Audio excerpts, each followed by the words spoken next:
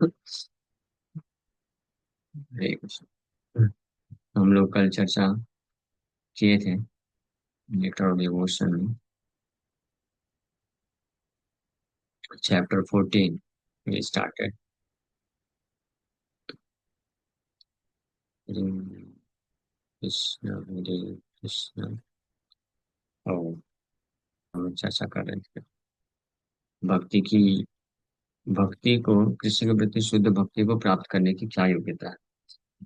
सो कल हम लोग चर्चा किए थे इस टॉपिक में कि हालांकि ज्ञान और वैराग्य in the beginning it is essential for spiritual connection, भगवान से जुड़ने के लिए, भगवान का आश्रय प्राप्त करने के लिए, और मुक्ति प्राप्त करने की। मुक्ति मतलब जो भौतिक आसक्ति है जो हमको पूरी तरीके से संसार में फंसा के रखी है, जब तक हम उसको छोड़ेंगे नहीं तब तक कृष्ण को कैसे पकड़ सकते हैं।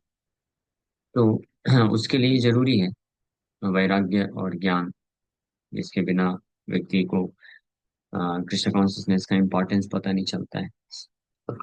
ज्ञान के बिना कृष्ण कॉन्शियसनेस का इम्पोर्टेंस नहीं पता चलता है, और वैराग्य के बिना इम्पोर्टेंस अगर पता भी चल गया तो वो क्योंकि भौतिक आसक्ति को पकड़ के रखता है तो कृष्ण को पकड़ नहीं पाता है।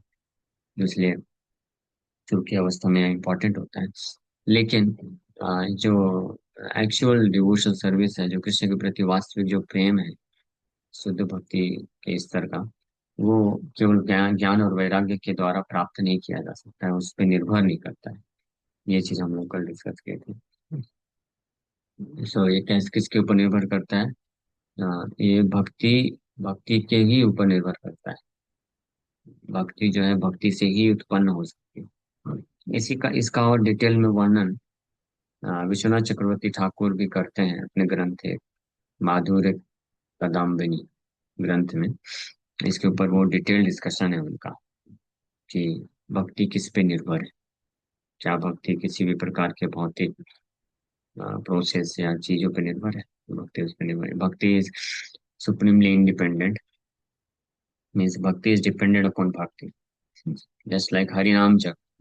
कोई हरिनाम जप में परफेक्शन हासिल करना चाहता है, शुद्ध नाम जप करना चाहता है, तो ये किसी चीज पे निर्भर नहीं है, केवल नाम जप पे ही निर्भर है। यानी नाम जप करके ही व्यक्ति कर सकता है।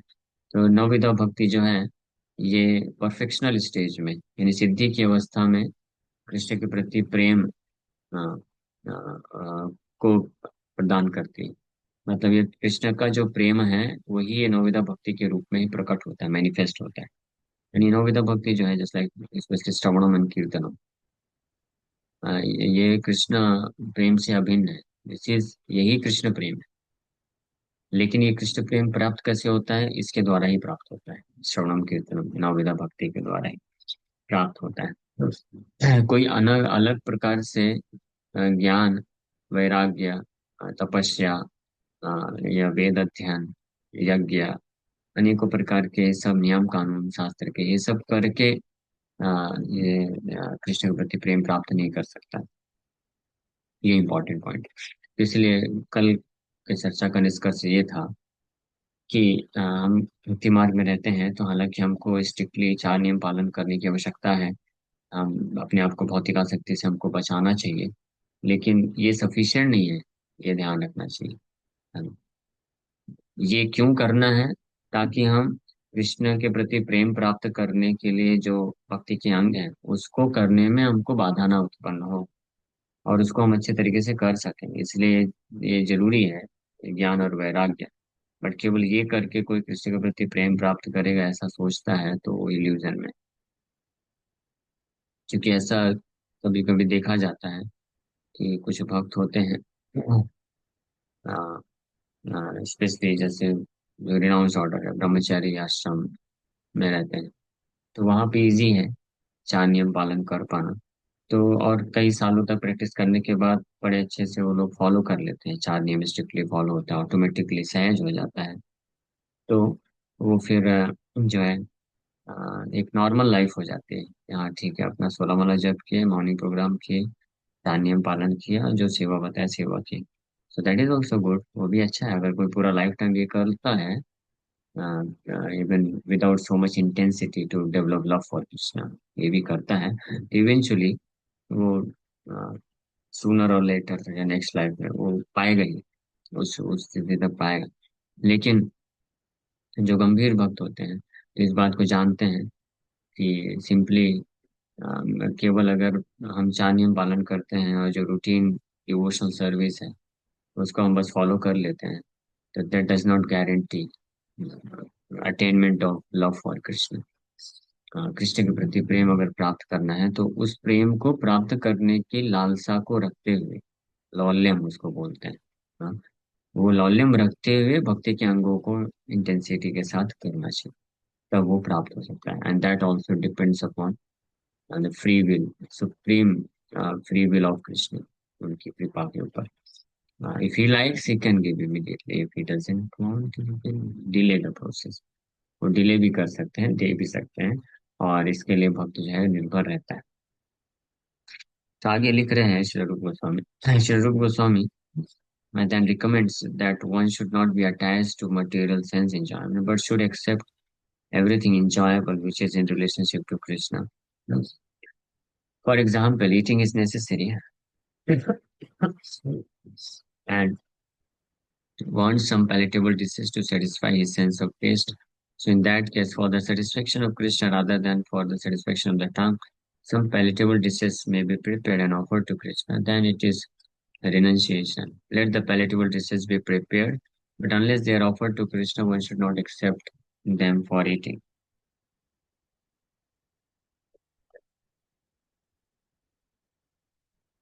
Uh, and this vow of rejecting anything which is not offered to Krishna is actually renunciation. And by such renunciation, one is able to satisfy the demands of the senses. So आगे रूप गोस्वामी प्रभुपाद बता रहे हैं कि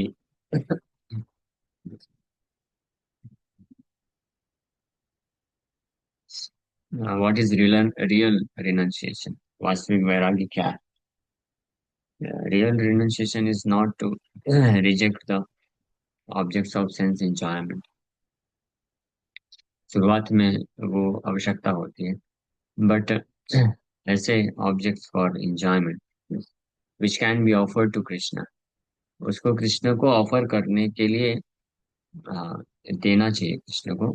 and then devotees can accept it as prasad, not with the intention, इस उद्देश्य के लिए के साथ नहीं कि हमको अपने सेंस को ग्रेटिफाई करना है, बस इस भावना के साथ कि ये कृष्ण का प्रसाद, जस्ट लाइक ईटिंग का एग्जाम्पल दिया गया। सो ये कृष्ण के लिए वो इस्तेमाल करना चाहिए, अच्छे पैलेटेबल डिशेस बना सकता है भक्त और कृष्ण को अर्पण कर सकता है। Then it is real renunciation, ये वास्तविक वैराग्य है।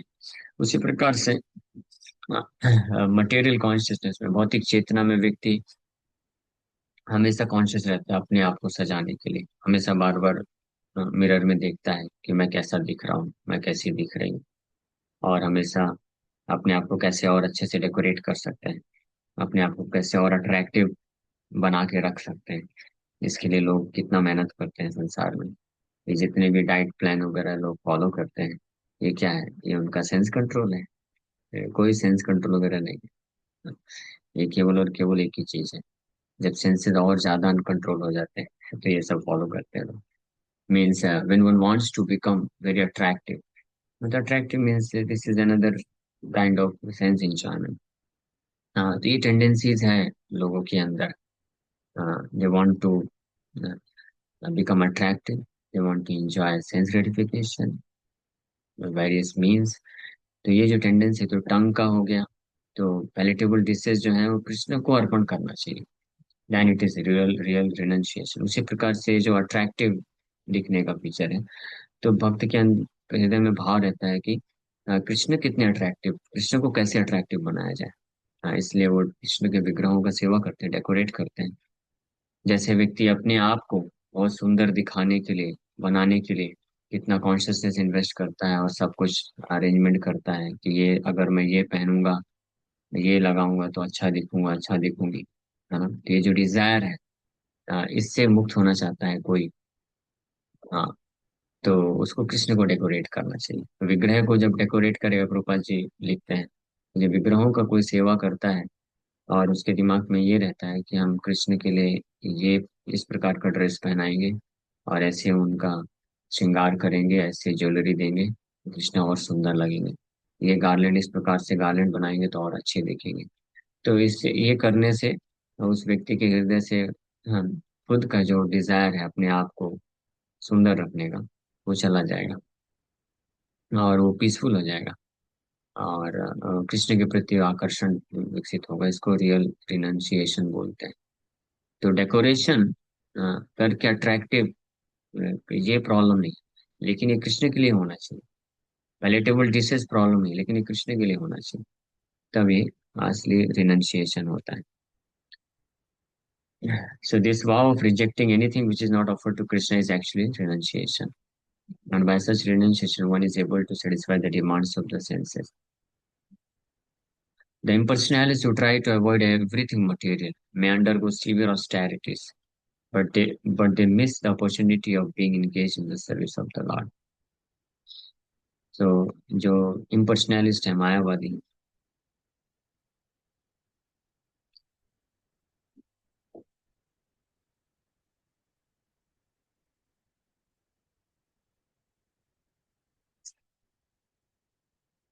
तो मायावादी लोग हर चीज को भौतिक मान करके उसको त्यागना चाहते हैं और उसके लिए अनेकों प्रकार की तपस्या वो करते हैं। लेकिन वो लोग भगवान के प्रेममय सेवा में अपने आप को लगाने के इस सुअवसर को मिस कर देते हैं। ये उनका दुर्भाग्य है। हाँ, but devotees are very intelligent and fortunate also. बहुत बुद्धिमान भी है, फॉर्चुनेट, भाग्यशाली भी है। दस इसलिए जो मायावादी लोग हैं, their renunciation is not sufficient for perfection. There are many instances where, following such artificial renunciation without any contact with devotional service, the impersonalists again fell down and became attracted to material contamination. And there are many supposed renouncers, even at the present moment, who officially become sannyasis or renouncers and outwardly claim that spiritual existence is truth and material existence untruth.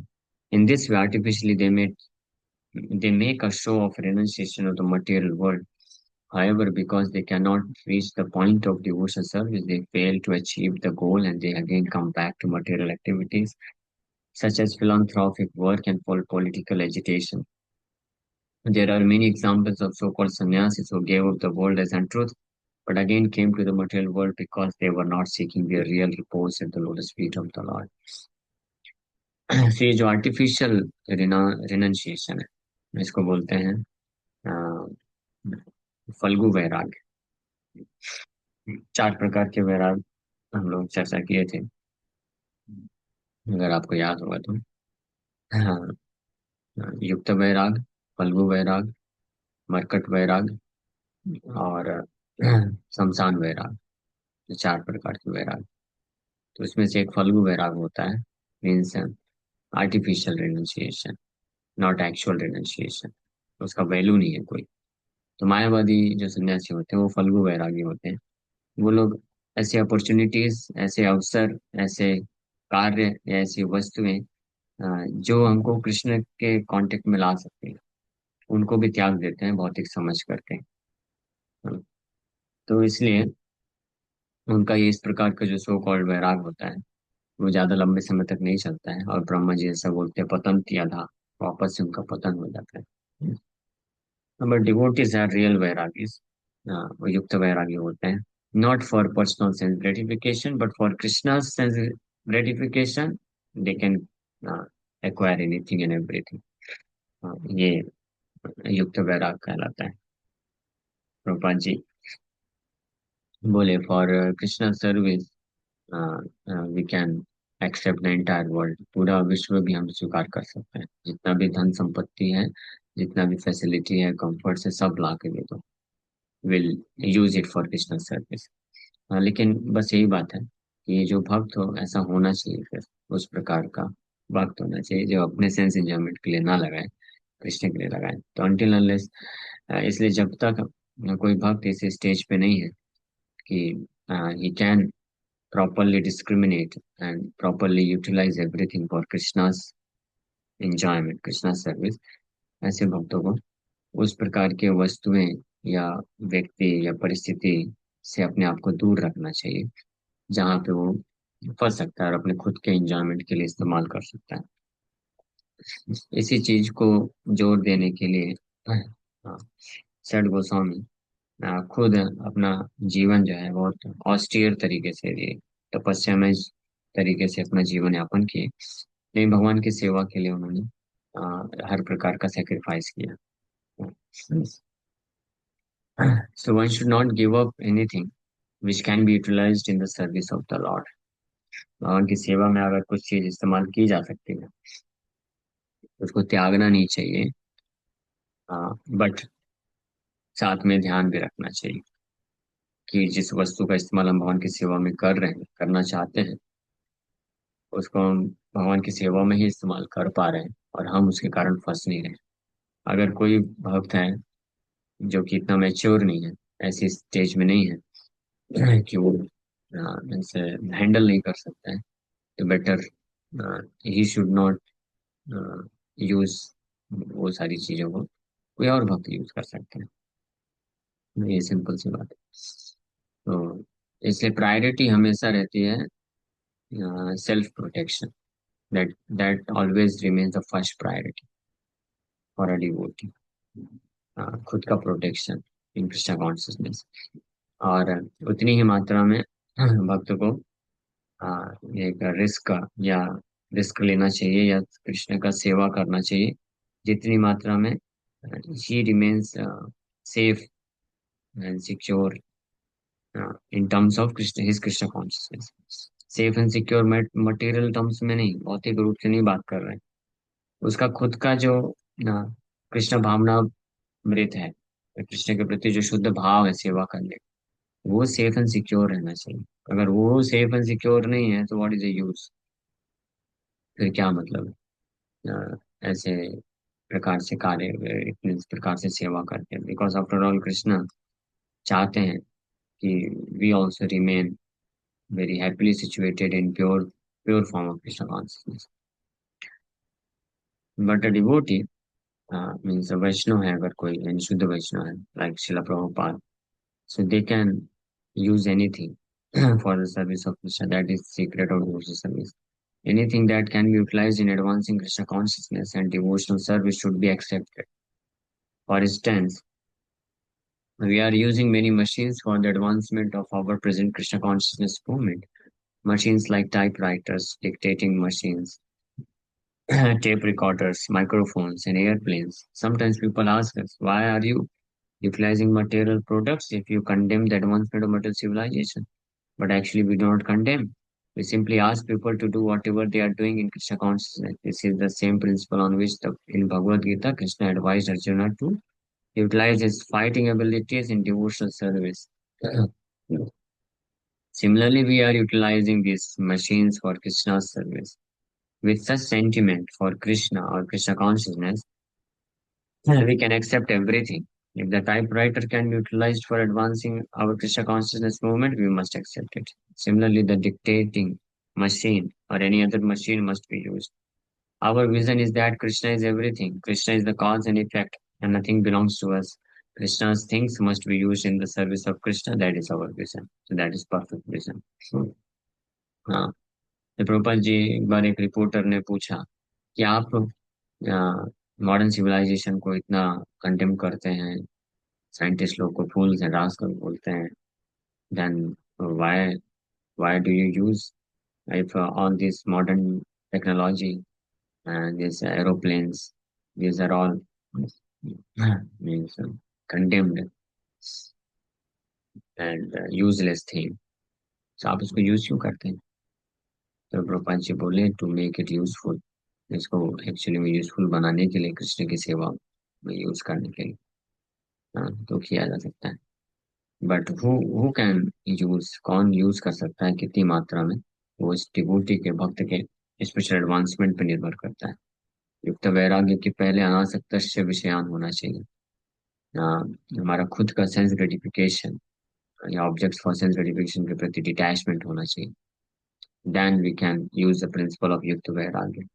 कभी कभी भक्त लोग जो है ऐसे fanatic होकर के इस प्रिंसिपल को यूज करते हैं कि प्रभु जी युक्त वैराग्य, कृष्ण के प्रचार के लिए, कृष्ण की सेवा के लिए सब कुछ यूज करना चाहिए और वो जरूरी है।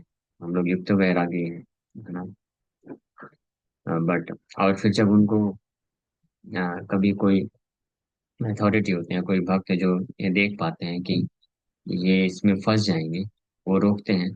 तो ऐसे ऐसे भक्त को बल्कि वो लोग फैनेटिक बोलते हैं, देखो आप कितने फैनेटिक, आप समझते नहीं हो कि इस चीज का इस्तेमाल कृष्ण कॉन्शियसनेस के प्रचार के लिए किया जाता है और आप जो है फैनेटिक बन करके, नैरो माइंडेड बन के बस वही पुराना मेथड यूज करना चाहते हैं।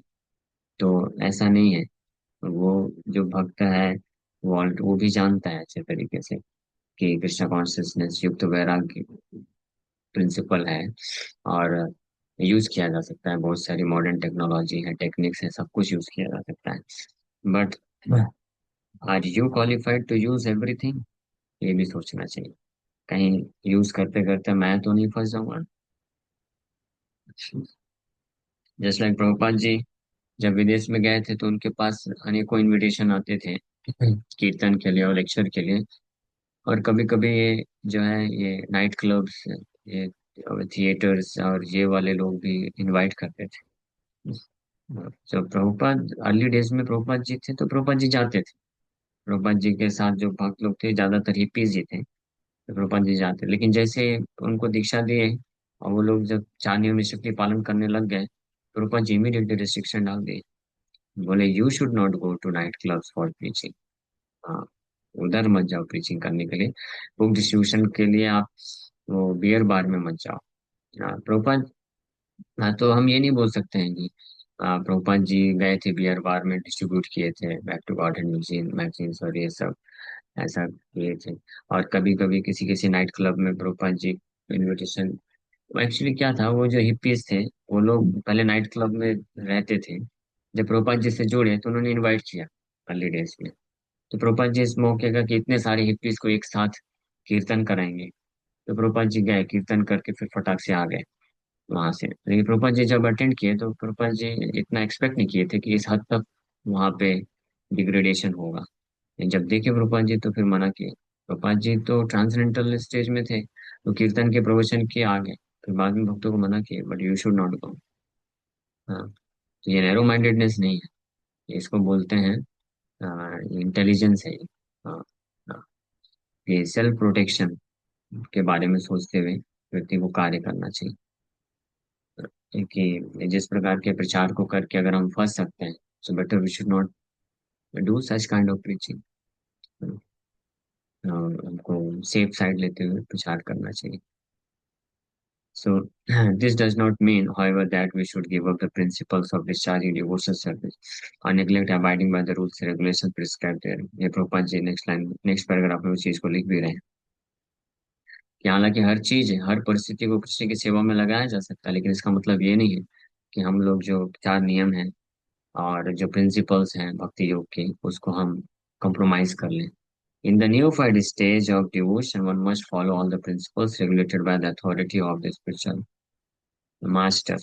The acceptance and rejection of things should always be in pursuance of the devotional principles, not that one can independently manufacture some idea of what should be accepted or rejected. The spiritual master, as the visible manifestation of Krishna, is necessary, therefore, to direct the devotee on behalf of the Supreme Personality of God. हाँ, तो प्रभुपाद जी यहाँ पे लिख रहे हैं कि neophyte stage में, यानी हमारी स्टेज में बात कर रहे हैं। नियोफाइट मतलब, कभी कभी भक्तों को लगता है नियोफाइट मतलब जो नए नए लोग जुड़ते हैं, एक तो माला जप करते हैं उनको नियोफाइट बोलते हैं। नहीं, नियोफाइट मतलब one who is still fighting with Maya is a neophyte, always remember. भले ही हम दीक्षा ले लिए हैं, पहला दीक्षा, दूसरा दीक्षा, तीसरा दीक्षा भी हो जाए, but if we are still fighting with maya, so that is neophyte condition. हाँ, तो हमको सावधान रहना चाहिए कि क्या चीज कृष्ण कॉन्शियसनेस में कृष्ण के सेवा के लिए क्या चीज एक्सेप्ट करना, क्या रिजेक्ट करना है, ये हम लोग इंडिपेंडेंटली डिसाइड नहीं करना चाहिए। जैसा गुरु साधु शास्त्र हमको रिकमेंड करते हैं वैसा करना चाहिए। बट कुछ समय में कोई भक्त होता है, वो मैच्योर होता है, कई साल व्यतीत कर लेता है, तो खुद भी समझने लग जाता है कि हाँ, I am still fighting with Maya, so better, हाँ, सेफ डिस्टेंस बना के सेवा करो। ये मेरे लिए नहीं, मैं नहीं कर सकता हूँ। हाँ, जैसे लास्ट ईयर रशिया से कुछ भक्त लोग आए थे, तो हम लोग साथ में मिल करके संकीर्तन किए और प्रीचिंग किए। तो वो मेरे साथ में थे, मेरे कुछ मतलब लेक्चर वगैरह सुन करके और कीर्तन, तो मुझे इनविटेशन दिए कि आप चलो रशिया में आपका प्रोग्राम कराते हैं। तो बोला हाँ बिल्कुल, रशिया में, अमेरिका में, ऑस्ट्रेलिया में, हर जगह जाएंगे, लेकिन अभी नहीं, डंडा लेने के बाद जाएंगे। हाँ, डंडा लेने के बाद मतलब मैच्योर बनने के बाद, after sannyas, maybe after 50 years, 55 years of age, when I feel, because इतनी माया है फॉरेन में। या अमेरिका से बहुत लोग भाग भाग के भारत में आते हैं, किस लिए? स्पेशली ब्रह्मचारी। वो इसीलिए क्योंकि वहाँ पे very difficult to survive as a brahmachari. India, Bharat जो है बहुत सेफ है। हाँ, बट फॉरेन में बहुत डिफिकल्टी। सो इस प्रकार से तो मैं इमीडिएटली बोला कि right now I am not fit for going out, future में होगा तो देखेंगे। सो ये हमको खुद को पता रहना चाहिए कि हम किस सेवा के लिए कितने हद तक हम योग्य हैं और कितना हम कर सकते हैं। तो ये फिजिकल लेवल पे भी, emotional, intellectual and spiritual level पे, हर स्थिति में, फिजिकली भी जैसे कोई भक्त है, फिजिकली उतना फिट नहीं है, बहुत सेंसिटिव बॉडी है उसका, हेल्थ इशू होता है, तो फिर उसको इतना फिजिकली इतना एक्सटेंड नहीं करना चाहिए, नहीं तो फिर उसके लिए दिक्कत हो जाएगा। ये बैलेंस अप्रोच, और ये होता है प्रॉपर गाइडेंस में वो करके किया जाता है, इसलिए स्पिरिचुअल मास्टर का रिक्वायरमेंट या स्पिरिचुअल अथॉरिटी काउंसलर होना चाहिए जो हमको चेक कर सके या बोल सके। The spiritual master must never be carried away by an accumulation of wealth or a large number of followers.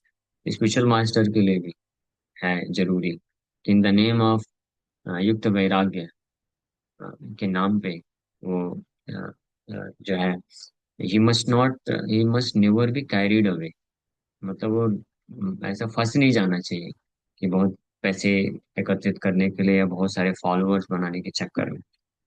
इसलिए एक और इंजंक्शन है सठ गोस्वामी की शिक्षाओं में ये भी मिलता है कि बहुत ज्यादा संख्या में शिष्य नहीं बनाना चाहिए, नहीं तो ये पॉसिबिलिटी है कि जो दीक्षा गुरु है वो इसी में also get carried away with the desire of this name, fame, uh, number of followers, accumulation of wealth. The bona fide spiritual master will never become like that. लेकिन अगर कोई ऐसा स्पिरिचुअल मास्टर है जो एक्चुअली में बहुत qualified, elevated position में, like शिला प्रभुपाद, तो उनको कोई फर्क नहीं पड़ता, चाहे 10,000 या 10 करोड़, 10 बिलियंस फॉलोवर्स हो जाए, स्टिल वो हर परिस्थिति में कृष्ण की सेवा के लिए इस्तेमाल करेंगे।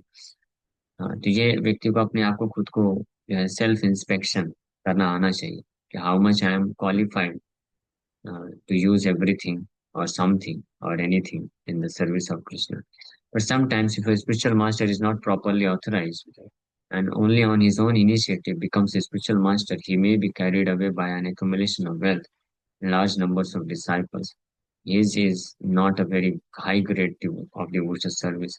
If a person is carried away by such achievements, then his devotional service becomes slackened. One should therefore strictly adhere to the principles of the cyclic succession. ठीक है, तो हम लोग ये पेंट करेंगे, समय हो गया है।